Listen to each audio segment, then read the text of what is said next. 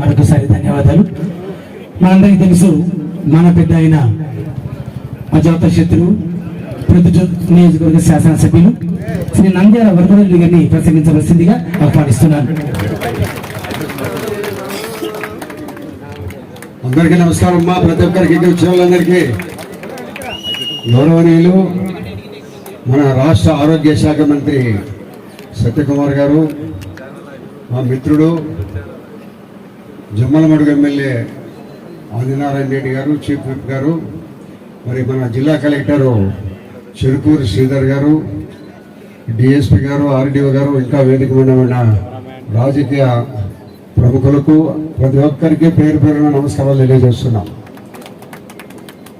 ఈరోజు కొత్తపల్లి పంచాయతీ కానపల్లి గ్రామంలో సచివాలయాన్ని ప్రారంభానికి వచ్చేసిన మంత్రివర్యులు, కలెక్టర్ గారు, మిత్రుడు ఆదినారాయణ రెడ్డి గారు, మీరందరికీ కూడా ధన్యవాదాలు తెలియజేస్తూ, ఒక చక్కటి ప్రదేశంలో బయట ఒకటే చోట అన్ని సచివాలయం అన్నీ ఒకటే ఉన్నాయి. రైతు భరోసా కొంతమంది, ప్రాథమిక ఆరోగ్య కేంద్రం ఉంది, మరి సర్పంచ్ ఆఫీసులు, ఇవన్నీ ఇక్కడనే కట్టిన దానివల్ల ప్రజలకు సౌకర్యంగా ఉంటుంది, గ్రామస్తులకు అందరికీ కూడా.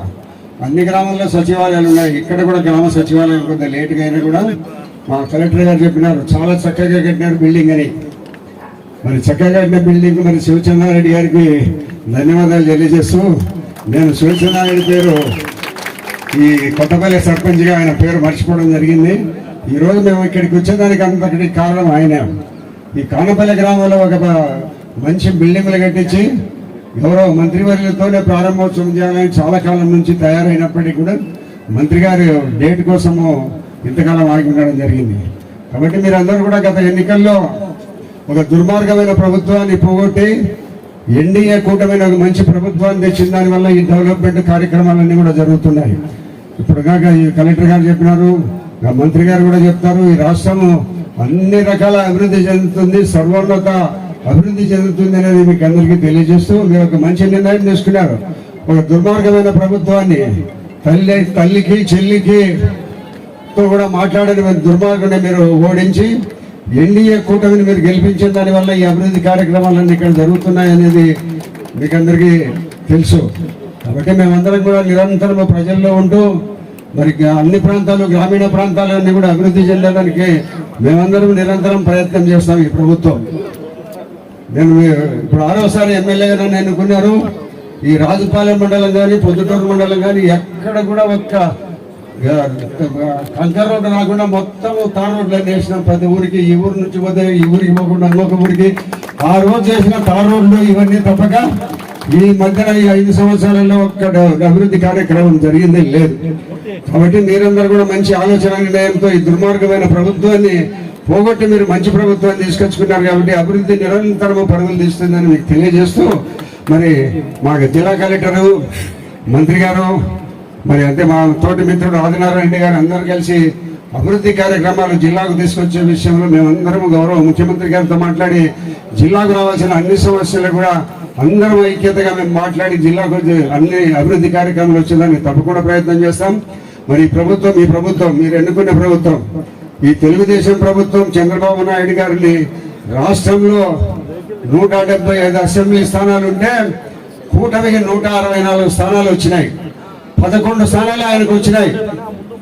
మరి ఎంత దుర్మార్గుడు అనేది కాకుండా ఉంటే 11 స్థానాలను ఆయనకు పరిమితం చేసినారు మీరందరూ కూడా. కాబట్టి ఒక మంచి ప్రభుత్వాన్ని ఎన్నుకున్నారు. మనం అభివృద్ధి కార్యక్రమాలు నిరంతరం జరగాల.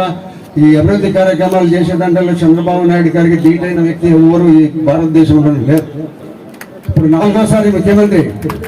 కాబట్టి మన భవిష్యత్తు మేము ఏమడిగినా కూడా జిల్లాకు కావాలని లేదనుకుండా ఇచ్చే పరిస్థితుల్లో మా ముఖ్యమంత్రి గారు ఉన్నారని మీకు అందరికీ తెలియజేస్తూ, మరి అన్ని రకాల అభివృద్ధి కార్యక్రమాలు మేమందరం కలిసికట్టుగా ఈ కడప జిల్లా అభివృద్ధి కోసం మన రాష్ట్ర మంత్రి గారితో కలిసి అన్ని అభివృద్ధి కార్యక్రమాలు చేసేదానికి తప్పకుండా ప్రయత్నం చేస్తామని మీరు ఒక మంచి నిర్ణయం తీసుకొని కూటమి ప్రభుత్వం ఎన్నుకునే మీకు అందరికీ కూడా హృదయపూర్వక ధన్యవాదాలు తెలియజేస్తూ, అభివృద్ధి కార్యక్రమాలు నిరంతరం జరుగుతూ ఉంటాయి.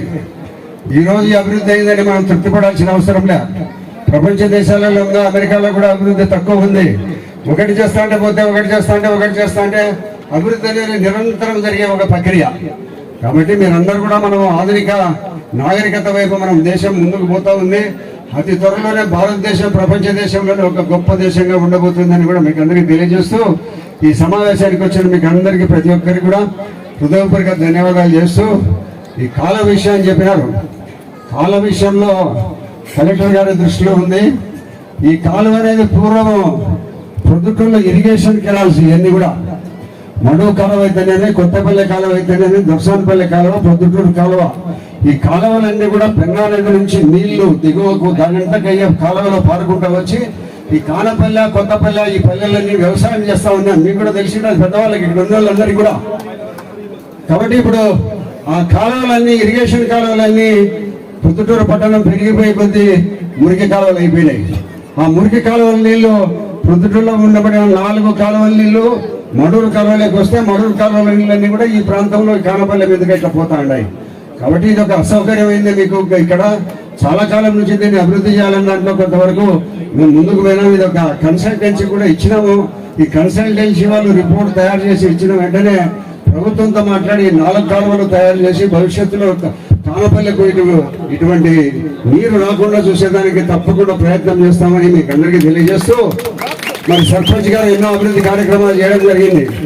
ఇంకా అభివృద్ధి కార్యక్రమాలు చేస్తాడు. మంచి యువకుడు, ఉత్సాహవంతుడు, అన్ని రకాల ఏదో ఒక ప్రజలకు నిరంతరం చేయాలని తపనపడే సర్పంచ్ గారిని ఎన్నుకున్న మీకు అందరికీ, మరి అదే మాదిరిగా ముఖ్య మంత్రివర్యులు మన సత్యకుమార్ యాదవ్ గారికి, మా మిత్రుడు ఆదినారాయణ రెడ్డి గారికి, జిల్లా కలెక్టర్ గారికి, మీకు అందరికీ కూడా ధన్యవాదాలు తెలియజేస్తూ సెలవు తీసుకుంటున్నాను.